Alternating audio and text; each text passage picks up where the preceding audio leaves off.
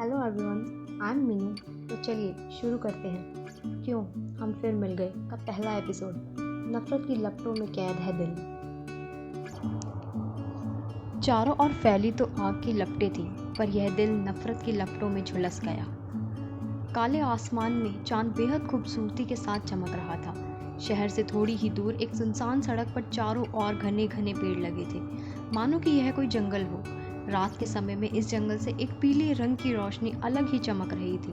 आग। जंगल के एक छोटे से झोपड़े में आग लग चुकी थी। चारों तरफ से झोपड़े को आग की लपटों ने घेर लिया था। अंदर से किसी लड़की की चीखने की आवाज़ आती है, मानव बचाओ मुझे, मानव, मानव प्लीज़। लगातार चीखने के बाद और मदद की गुहार लगाने के बाद जब उस लड़की के कानों में किसी गाड़ी के स्टार्ट होकर वहाँ से जाने की आवाज़ आती है, तो वह समझ जाती है कि अब उसकी आखिरी उम्मीद भी उसे छोड़कर जा चुकी है, हमेशा हमेशा के लिए। 5 साल बाद आज हॉलीवुड इंडस्ट्री के लिए बहुत बड़ा दिन था। आज यूएस में एफटीए अवार्ड्स यानी कि फिल्म और टीवी अवार्ड थे।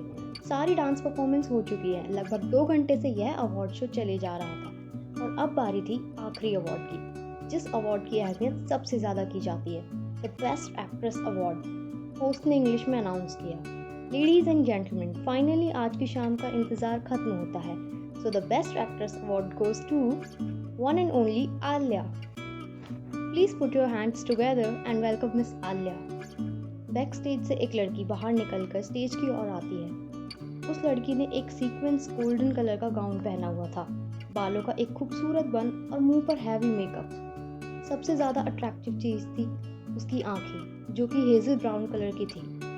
होस्ट अपने हाथों में माइक थाम लेती है और आलिया को उसका अवार्ड थमा देती है। होस्ट कहती है, मिस आलिया, आप क्या कहना चाहेंगे अपनी इस अचीवमेंट के बारे में? आलिया हाथों में माइक थाम लेती है और कहती है, thank you so much to all my fan. आप लोगों के सपोर्ट के बिना मैं ये सब कभी हासिल ना कर पाती। मुझे इंडस्ट्री में सिर्फ 4 साल हुए हैं और 4 सालों में इतना बड़ा अवार्ड अपने नाम कर लेना कोई छोटी बात नहीं है। मैंने अभी तक इस इंडस्ट्री को सिर्फ 4 मूवीज़ दी हैं, जिनको आपने भरपूर प्यार दिया। Thank you so much. इस सब के बाद फाइनली फंक्शन खत्म हो गया। आलिया ग्रीन रूम में वापस लौट गई। आलिया एक बहुत बढ़िया एक्ट्रेस थी, इस वजह से अक्सर उसके आसपास लोग घूमते रहते थे। उसके ग्रीन रूम में भी उसका मेकअप आर्टिस्ट, हेयर स्टाइलिस्ट और कॉस्ट्यूम डिज़ाइनर मौजूद थे। आलिया ने उन सबको बोला, अब मैं खुद कर लूँगी, आप लोग जा सकते हैं।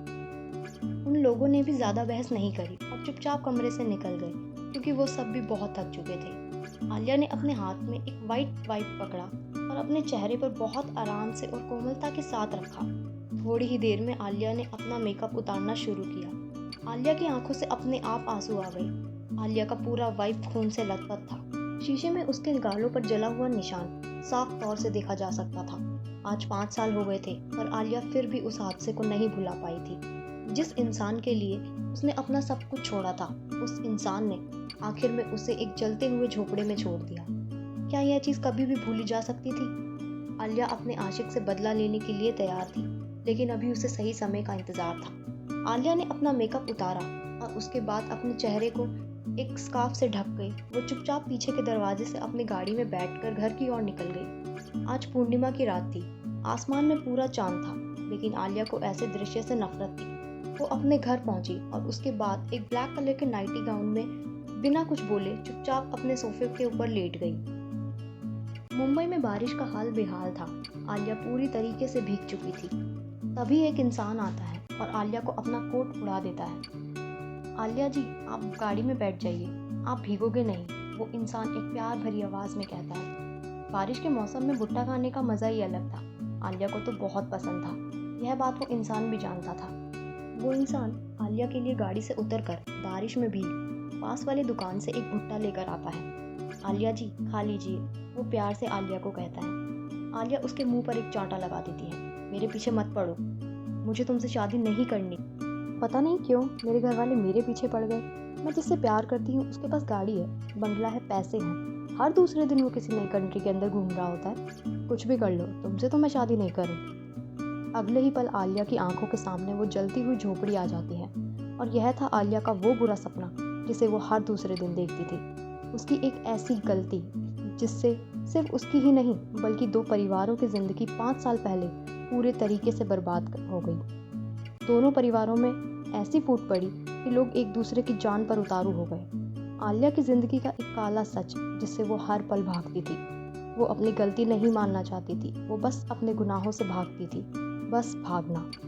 पर वो कहते हैं ना कि आप जिस चीज़ से जितना भागोगे वो चीज़ उतने ही आपके गले पड़ेगी। और कुछ ऐसा ही आलिया के साथ होने वाला था, जिसकी शुरुआत उसके मैनेजर के फ़ोन कॉल के साथ हुई। कॉल पर आलिया की मैनेजर थी, वो थोड़ी घबराई हुई थी। उसने बोला, तुम्हारे ऊपर किसी ने ड्रग्स लेने के चार्ज लगाए हैं। बेहतर तो यही होगा कि तुम अभी जल्द से जल्द डिपार्टमेंट में जाकर अपनी स्टेटमेंट दे दो।